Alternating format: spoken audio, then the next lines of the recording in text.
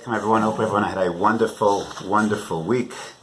This week is Shabbos Parshas Noach, and we are gearing up for some very fascinating parshas in Sefer Bereshis. And the Torah opens up introducing us to our protagonist Noach, and we're told, Eila told us, Noach ish tzaddik tamim haya b'dorasav es Elohim hisalech Noach.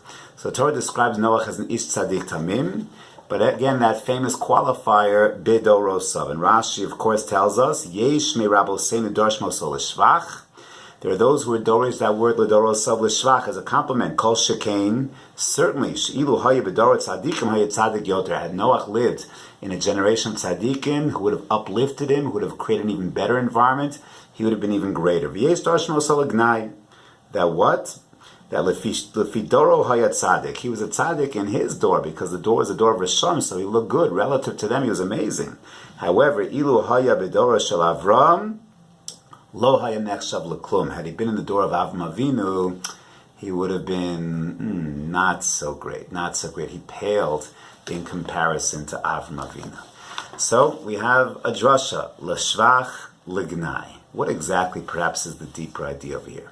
So in comparing Avram Avinu and Noach, and even in comparing Moshe Rabbeinu to Noach, we note one fundamental difference, and that is that the stance that Noach took to the destruction of the world was seemingly one of pacifism, one of isolationism. He's commanded to build a teva, and it takes him 120 years to build that teva. We hear nary a word about Noach trying to influence his community.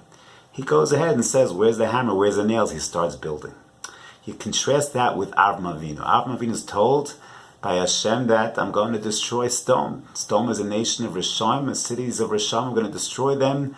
And Avram gets to work. Avram says, impossible. Maybe there's 50 tzaddikim, 45 tzaddikim. How can you go ahead and destroy the city? 10 tzaddikim. We find him beseeching on behalf of Sodom.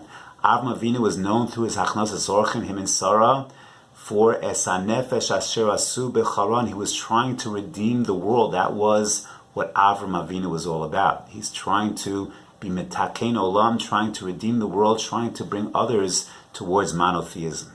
You find the same thing by Moshe Rabbeinu.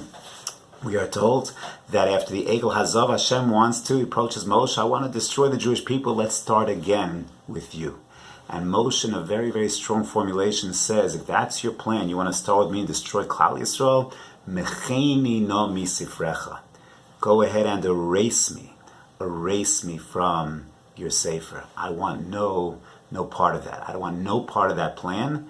And Chazal point out, Arizal points out, striking. The Torah refers to the Mabul as Mei Noach. Mei Noach, the very same letters, Mei Noach, appear in Moshe Rabbeinu's response, Mecheini no misifrecha.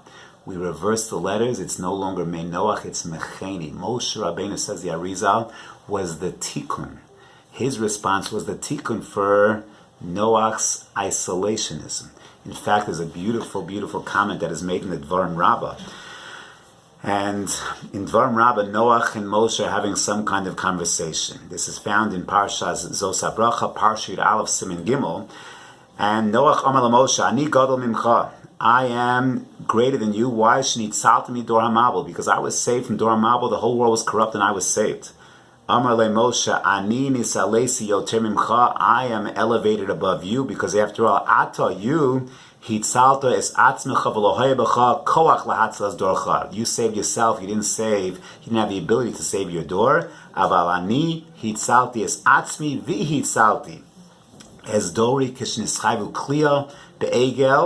As it says, and then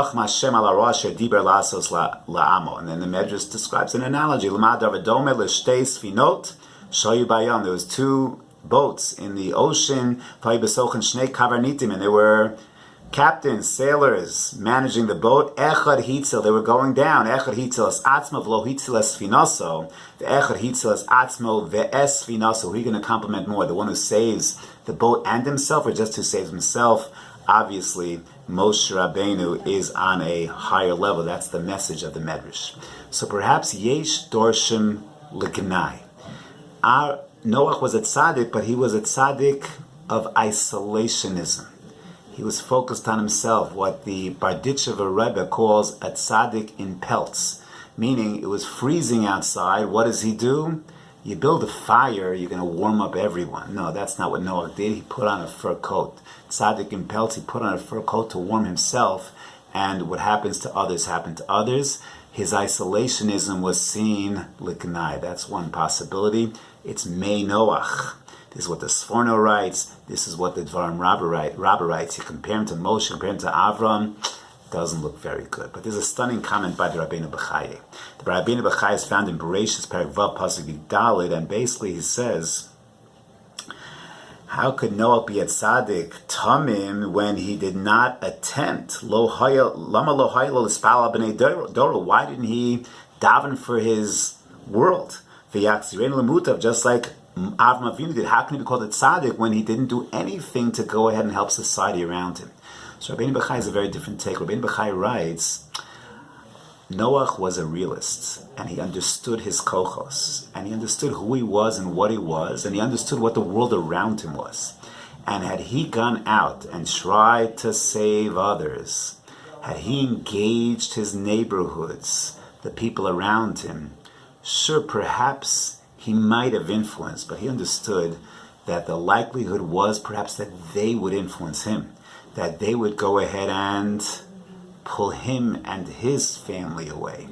And therefore, his isolationism, says Rabbeinu B'chai, yesh dorshim lishvach. It was the right thing to do, because he understood, given who he was and given who the world was around him, that the right thing was to hunker down, to batten the hatches, and to go ahead and save himself and begin anew. And that perhaps is yesh dorshim lishvach. So in life, we always have these questions. We have a complicated world around us, a lot of challenges and a lot of opportunities.